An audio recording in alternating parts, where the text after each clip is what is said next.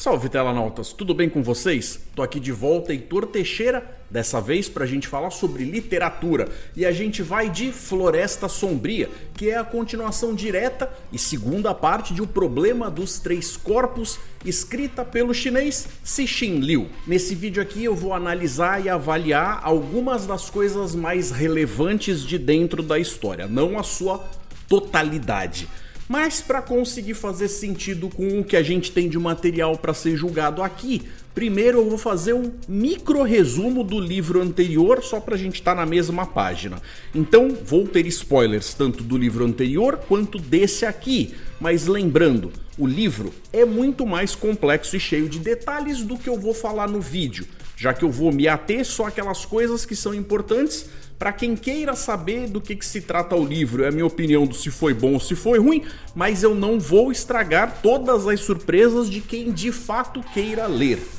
Mas vai ter spoilers do mesmo jeito, então fica avisado. Em O Problema dos Três Corpos, nós descobrimos que uma mulher amarga, Ye Wenji, trabalhava entre os militares chineses na década de 60 e ao ter acesso a uma poderosa e modernosa antena de micro-ondas, ela acaba mandando às escondidas um sinal ao espaço, procurando por vida inteligente. Anos depois, a tal vida responde, e agora a Terra está ameaçada, já que esses seres vivem em um mundo caótico entre três estrelas, que é justamente o que dá origem ao título do Problema dos Três Corpos. E agora buscam viver em um planeta 100% estável, como a Terra. Assim como nesse primeiro livro, aqui a gente também vai ter alguns remanescentes da tal OTT, Organização Terra Trissolares, que seriam aqueles humanos que, uma vez tendo tido acesso aos tais senhores alienígenas, acabam querendo se aliar a eles.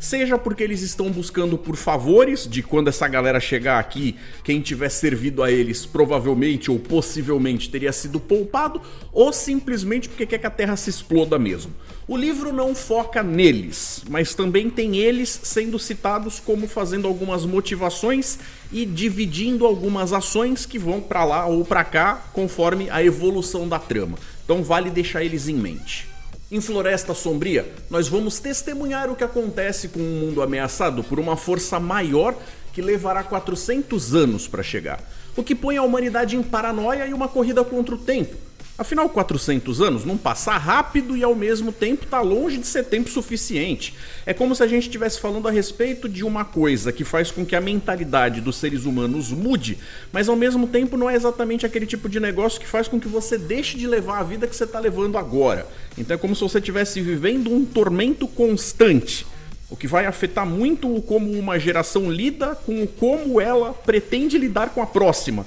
e como ela espera que a próxima lide com as coisas que são legado dela. Agora, uma das coisas mais assustadoras é que, assim como a gente viu no primeiro livro, os Trissolarianos criaram com a sua tecnologia mais avançada, já que a ciência deles é mais evoluída do que a nossa, por mais que eles vão levar bastante tempo para chegar, e ainda que eles venham da estrela mais próxima da Terra, ou do sistema solar, para cá, viajando a 10% da velocidade da luz, eles vão levar por volta de 400 anos. O que não significa que eles mandarem uma partícula subatômica não vai chegar muito mais rápido. Essa sim, eles conseguiram fazer, de novo, com uma tecnologia muito superior à nossa, um lance de abrir ela, ou elas, porque são várias na verdade, que eles conseguem abrir em mais dimensões. Então algo que é minúsculo fica gigantesco e aí eles conseguem imprimir nessa superfície algo que acaba fazendo com que essa partícula funcione como um diminuto supercomputador que vai acabar trabalhando para eles. E aí, como eles fazem isso em pares entrelaçados, quando um desses dois parzinhos, ou um dos dois do parzinho, acaba chegando aqui, tudo o que acontece com esse acaba sendo revelado para eles do lado de lá instantaneamente, a despeito da distância que são vividos. E aí eles acabam usando isso basicamente para duas coisas que fazem parte disso que eu tô falando, que é assustador. Primeiro, que eles acabam sabendo tudo o que acontece em todos os lugares ao mesmo tempo. Não tem como esconder nada. Ou São partículas tão velozes que algo que está acontecendo num lugar talvez até nem esteja sendo monitorado, mas as chances dessa partícula chegar lá e também acabar revelando para eles o que está acontecendo é muito alta. Então o fato de a gente não ter muito como esconder as coisas que a gente possivelmente queira fazer como estratégia do inimigo já é, para mim pelo menos, bastante assustador. A outra coisa, e essa sim bastante decisiva, é que essas partículas também são responsáveis por barrar qualquer crescimento de ciência de base. Ou seja, qualquer laboratório onde a galera está ensaiando de pesquisar como é que funcionam as leis da física para poder subvertê-las a seu favor e ter um avanço dos nossos conhecimentos, também acaba dando com os burros na água, já que essas partículas acabam interferindo em tudo quanto é resultado de testes, fazendo com que os testes sempre deem errado, fazendo com que a gente só possa contar com o quanto a gente tem de tecnologia até agora, nesse momento. O que não significa que a gente não possa usar o que a gente já conhece,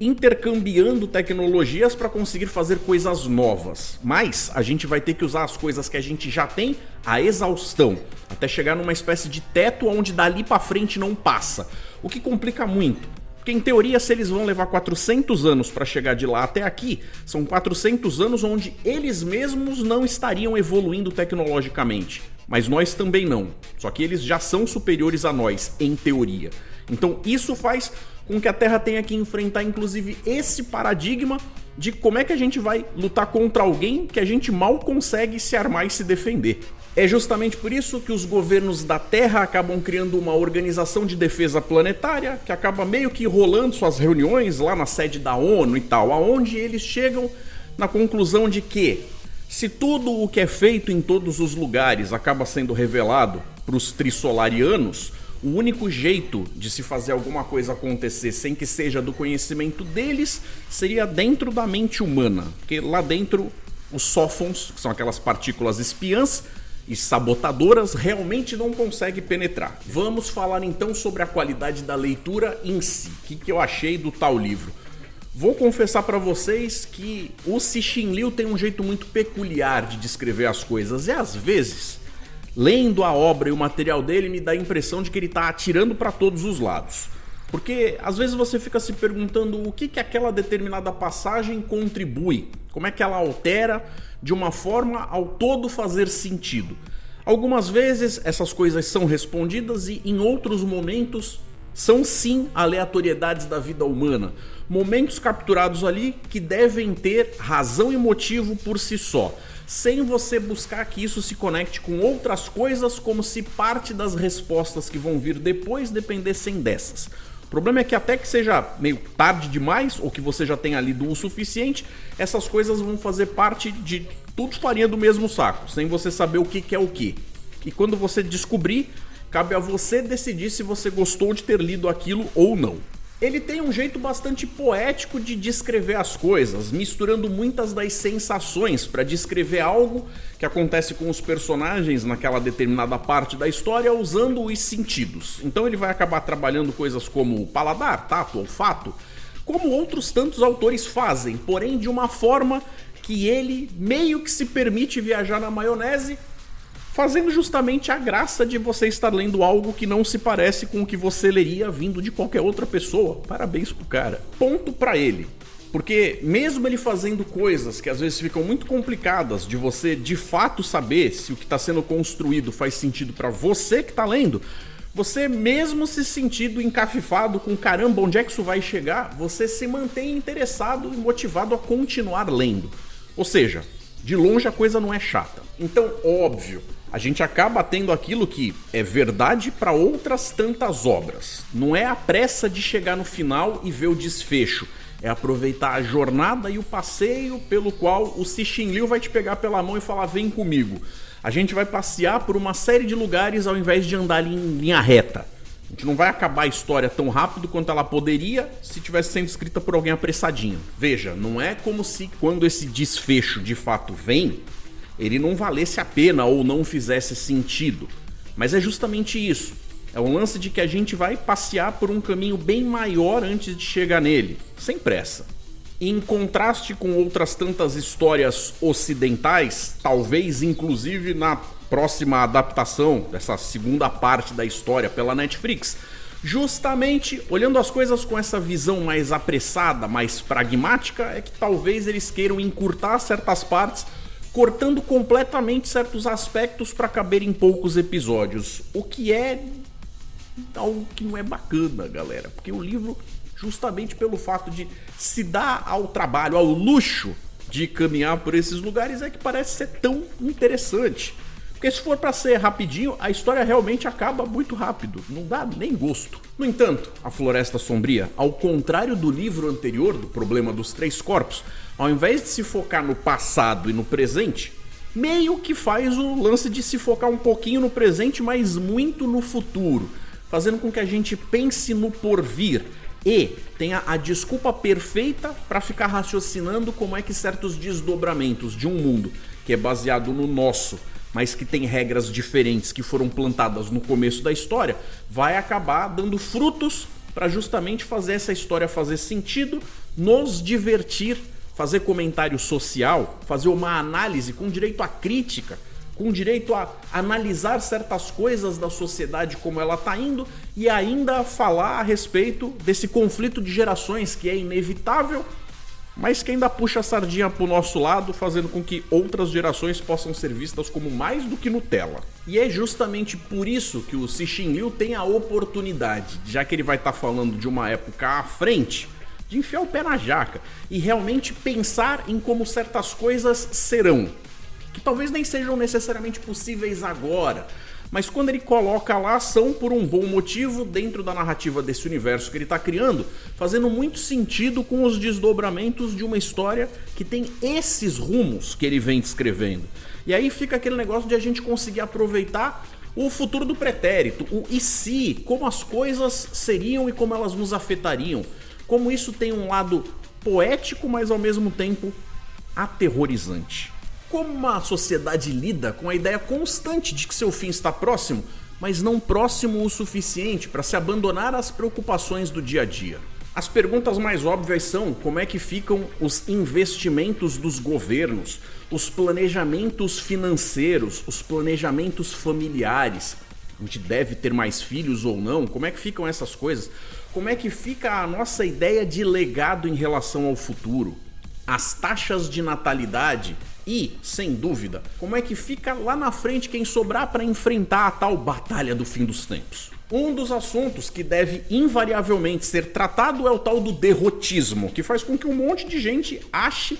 que a gente não tem chance nenhuma, e isso deve ser combatido porque, do contrário, a gente não vai ter chance nenhuma mesmo. Por outro lado, é justamente com os saltos de tempo que fazem com que a humanidade tenha a oportunidade de desenvolver grandes tecnologias, ainda que baseadas com coisas conhecidas na ciência do tempo atual, que fazem com que a gente veja justamente o outro lado da moeda e um lado muito mais arrogante de uma galera que acha que cresceu o suficiente em tempo recorde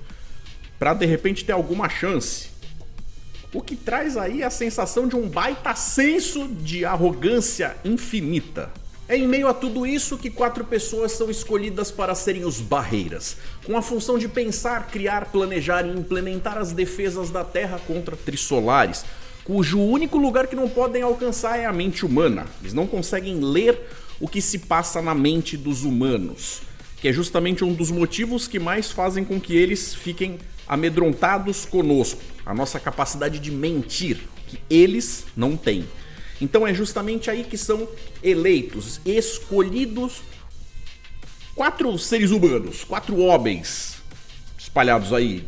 pelas diferentes nacionalidades, que vão herdar a responsabilidade de fazer parte do projeto Barreiras, onde fica a cargo deles a responsabilidade de planejar, pesquisar coisas, imaginar formas de impedir a tal invasão, o tal ataque dos aliens que estão vindo aí, que vão levar um tempo para chegar. E esses não podem conversar nem entre eles. Quase como se fosse uma obrigação eles de vez em quando tomarem atitudes que nem fazem sentido simplesmente para despistar as reais intenções deles. E até aí tudo bem. A gente vai acabar viajando com esses personagens em coisas que ora fazem mais sentido, ora fazem menos, e às vezes até quando fazem sentido você fica meio desapontado com o que está acontecendo. De todos os escolhidos, obviamente, aquele que mais se destaca é o protagonista Luo Ji, que a princípio tá longe de ser um cara perfeito, justamente pelo lance de que quem vê ele sendo escolhido nem entende o porquê ele de fato o é. Já que esse cara tá longe de ser aquele ser humano padrão, modelo, que as pessoas devem se espelhar nele como sendo uma boa pessoa sequer. O cara é egoísta, hedonista e tá pouco se lixando pro coletivo. Então, o que faz com que ele de fato tenha um lugar no meio desta galera é o fato, que nem ele entende no começo, dos próprios Trissolarianos estarem aterrorizados com algo que ele tem e nem sabe que tem, já que depois de uma conversa no comecinho do livro, ele acaba com uma ideia plantada na sua mente que vai fazer com que ele saiba de algo que ele ainda não sabe, mas é uma questão de tempo até que ele descubra, e isso sim vai se tornar a chave mestra para solucionar o problema. Um dos desvios que tornam a história maior do que algumas esperariam, de algo mais direto ao ponto, é, por exemplo, Luo Ji passando por todo um arco pessoal para, antes de virar um possível salvador da humanidade, ele primeiro crie alguma humanidade dentro de si. E posso dizer que caminhar junto com ele é uma viagem e tanto, profundamente emocional. Galera, pra quem tá comigo acompanhando o vídeo até aqui e tá curtindo, gosta do que eu faço no canal ou ainda não conhece, vou pedir pra vocês uma ajudinha básica que pra mim faz toda a diferença do mundo e pra vocês não custa nada. Deixa um joinha, clica no botão de curtir porque isso ajuda o meu material a ter a oportunidade de chegar em mais interessados em coisas como essa e outros tantos vídeos de outros tantos assuntos que eu lido e trabalho aqui no canal. Inclusive, quem puder e quiser deixar um hype, tá aí na tela o como é que se faz. Como eu falei pra vocês, esse vídeo tem sim spoilers, mas ele tenta fazer isso de uma forma que não roube de vocês as experiências e as diversões de descobrir cada pedaço. Simplesmente eu tô passando por cima de tudo de um jeito a analisar a coisa de uma forma como se fosse meio que uma conversa de bar entre amigos, para que você que ainda não teve a oportunidade de ler se sinta motivado a pelo menos tentar fazê-lo. O livro apresenta alguns avanços científicos e tecnológicos que possibilitam que a gente avance também no tempo, com pessoas, por exemplo, entrando em períodos de hibernação, vendo décadas e até séculos lá na frente, fazendo com que cada um desses hibernantes, ao despertar, acabe se encontrando em meio a uma sociedade que, ainda que seja humana, parece tão alienígena para eles quanto seria uma história de sci-fi espacial baseada num universo como Star Trek ou afins. Mas a gente também tem que entender que mesmo essas pessoas se sentindo deslocadas, nós acabamos mantendo uma ligação emocional com elas, com como elas se sentem ali e sempre reforçando o quanto a gente é especial por viver no tempo em que a gente vive agora, antes sequer desse problema e paranoia com a chegada, com a vinda dos Trissolarianos, trazendo pra gente essa sensação de ser a última geração que viveu antes que isso se tornasse um empecilho para fazer com que a humanidade conseguisse crescer e se desenvolver de forma independente. Uma outra coisa que eu acho que vale a pena registrar aqui é o fato de que, já que o autor é chinês, existe uma diferença cultural entre nós, leitores ocidentais, e a forma oriental que ele registra as ideias dele no papel. A forma dele pensar, o peso que ele coloca em cima de cada coisa tem essa diferença cultural que vai ser sentida sim. Os valores, as honras, as morais, as histórias e tudo aquilo que ele usa para ilustrar a história que ele está contando vem de uma cultura que muitos de nós, ou a esmagadora maioria de nós, não teve acesso ao longo da vida, simplesmente por serem coisas distantes da nossa realidade, que fazem que, por vezes, o que está acontecendo entre aqueles personagens que estão dialogando e às vezes agindo de formas que nós, principalmente nós brasileiros, não vemos como sendo parte do nosso dia a dia, possamos ver como se fosse algo ali que talvez estivesse cheio de marra, com coisinhas que com um pouco mais de boa vontade pudessem ser resolvidas com mais facilidade, mas que naquela cultura fazem sentido ser daquele jeito. Inclusive, coisas essas que dão um sabor e um tempero especial justamente por esse drama que a gente consegue se relacionar, apesar de, por entender, não significa que a gente consegue automaticamente pensar em coisas à nossa volta que funcionariam daquele jeito imediatamente. Se é que eu me fiz entender. Agora, a parte mais interessante é que mesmo havendo sim essas grandes diferenças, elas acabam não sendo grandes e diferentes o suficiente para impedir que a gente entenda a história, mostrando que tem mais semelhança nas nossas formas de viver, pensar e agir, do que pode fazer parecer esse último parágrafo que eu descrevi para vocês. Tem todo um período do livro em que a gente acompanha os tais barreiras fazendo das suas. Cada um planejando coisas que fazem sentido para eles e a gente vai acompanhando essas coisas fazendo mais ou menos sentido. Se a gente conseguisse entender tudo de primeira só de ler, eles estariam fazendo um péssimo trabalho de barreira e alguns até estão. Mas a gente também chega a dar um salto para uma época onde justamente todos esses esforços mostram que a ideia dos barreiras se tornou algo obsoleto, sendo vista como talvez um dos maiores erros de julgamento e algo que faz com que a humanidade tenha até uma sensação de vergonha de já ter sido ingênua ao ponto de achar que isso fosse funcionar. O problema todo é, esse tempo coincide com uma época justamente onde a galera conseguiu chegar numa parte do seu desenvolvimento, tanto tecnológico quanto bélico, e de acesso ao espaço, que cria um conforto meio artificial, mas sentido de forma natural para aquelas pessoas naquele momento arrogantes, que vão vir a descobrir que elas estão bem erradas. E que mesmo que muito do que elas pensavam dos tais barreiras estivesse de fato correto, porque a maioria deles era de fato imbecil, ou estava agindo de um jeito idiota, ainda que deixando uma ou outra ideia boa espalhada por aí, eles vão perceber que a segurança não é tanto assim. É justamente então, quando da forma mais simplória os trissolarianos acabam esfregando na cara da humanidade o quanto todo o nosso poderio bélico não representa nada em termos de segurança para nós, e a gente se sente uns verdadeiros patetas, é que o tal do derrotismo volta com força total, fazendo com que a gente tenha um quebra, uma racha na sociedade, com pessoas inclusive correndo peladas e gritando como se não fosse haver um amanhã. E aí fica aquela sensação de que entre todos nós ainda existe um que possivelmente detém as chances de ter a solução para todos esses problemas. E quem vocês acham que é?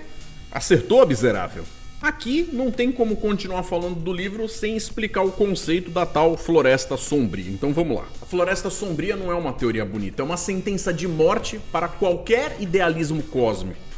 Comunicação é um risco. Visibilidade é uma condenação. Moralidade não escala para o nível interestelar. O silêncio do universo não é sinônimo de vazio, é prudência armada. A humanidade vence. Isso é o spoiler máximo. Mas não por ser mais forte, mas por se mostrar capaz de ser tão cruel quanto o cosmos exige.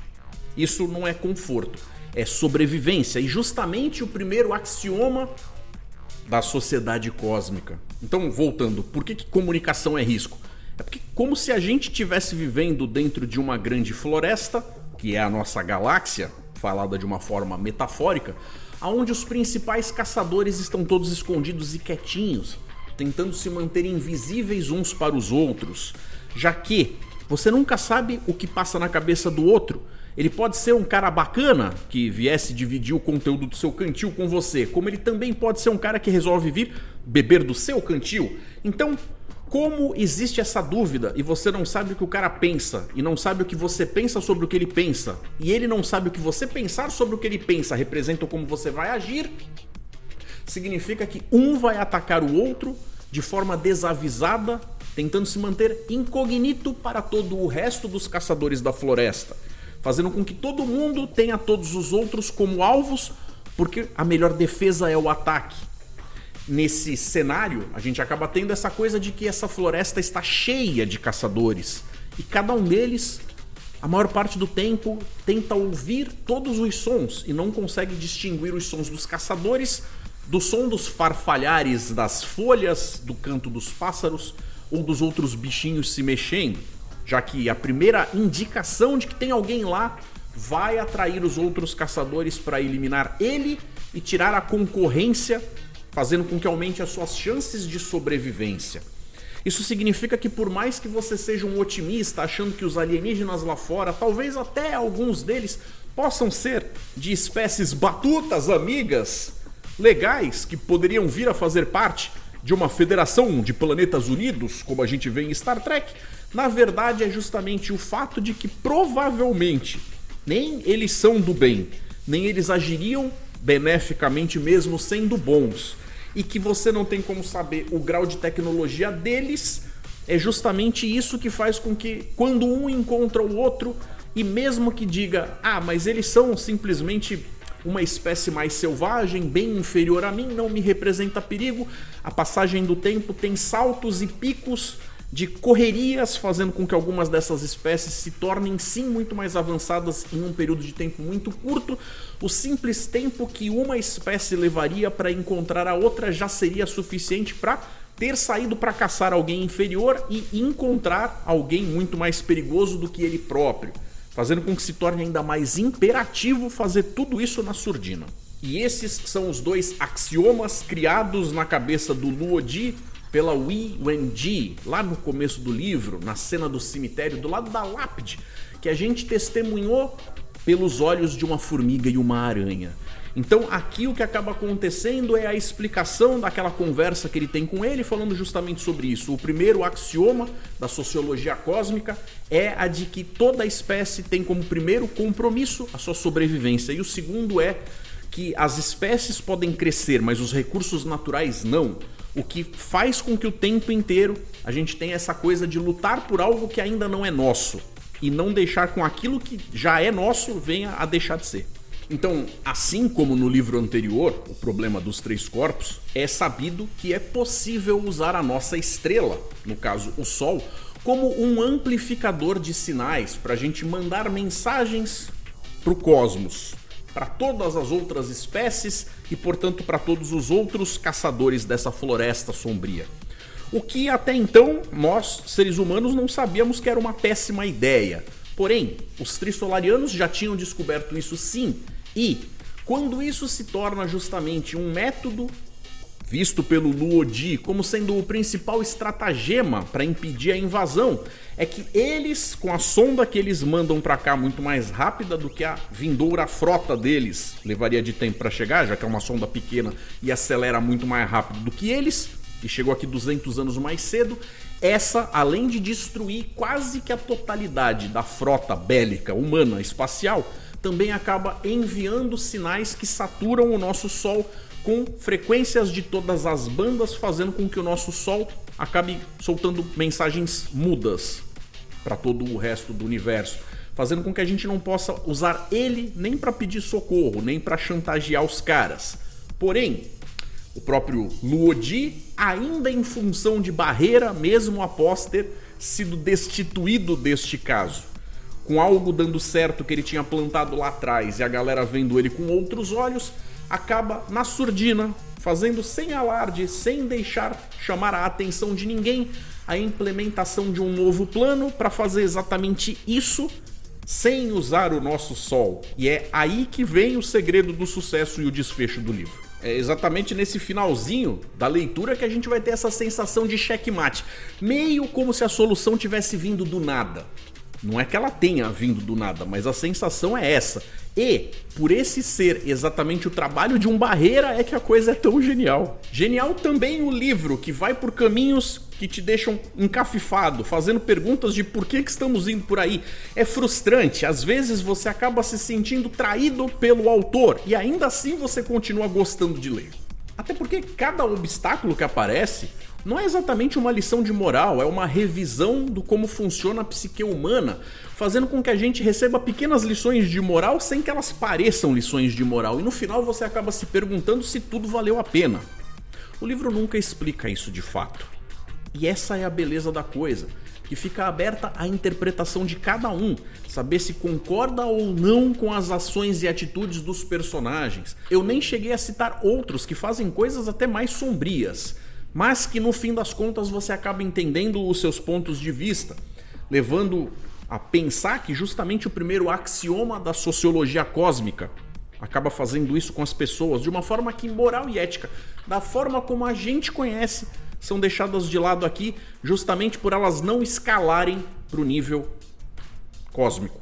Para a gente entender que essas coisas podem funcionar dentro de uma unidade, para uma espécie, mas elas não necessariamente vão funcionar pela forma como você será visto por outros. Por causa de toda aquela desconfiança que faz com que você dar uma brecha para achar que uma outra espécie possa ser amiga, possa ser justamente o começo da sua ruína. No fim, o problema dos três corpos, especialmente esse segundo ato detalhado aqui, e quando eu digo o problema dos três corpos, eu digo a trilogia, não é sobre aliens, física ou tecnologia, é sobre até onde a gente está disposto a ir para continuar existindo. É sobre o preço psicológico, ético e moral dessas escolhas. Você não sai ileso da leitura, e é exatamente isso que o livro se propõe a fazer. Galera, então é isso, deixei aqui registrado os meus pensamentos a respeito desse segundo livro da trilogia dos três corpos, que eu achei muito bacana, apesar de, como eu falei, ter certos momentos em que você se sente meio perdido e afastado da visão do autor, ainda que depois você entenda, ou pelo menos tenha curtido ter feito um desvio, como se a gente fosse fazer uma viagem daqui, do ponto A até lá o ponto B,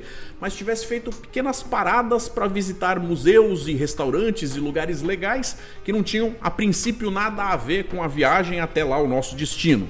O livro para mim é meio que isso, mas um livro muito bacana, muito gostoso e que me deixou muito interessado em começar imediatamente a ler o terceiro, que depois eu venho aqui e comento com vocês. Eu vou ficando por aqui, acho que falei o suficiente, mas vou deixando 2 sugestões de vídeo para vocês seguirem com o meu conteúdo. Um forte abraço, um ótimo final de ano e até mais. No entanto, A Floresta Sombria, ao contrário do livro anterior...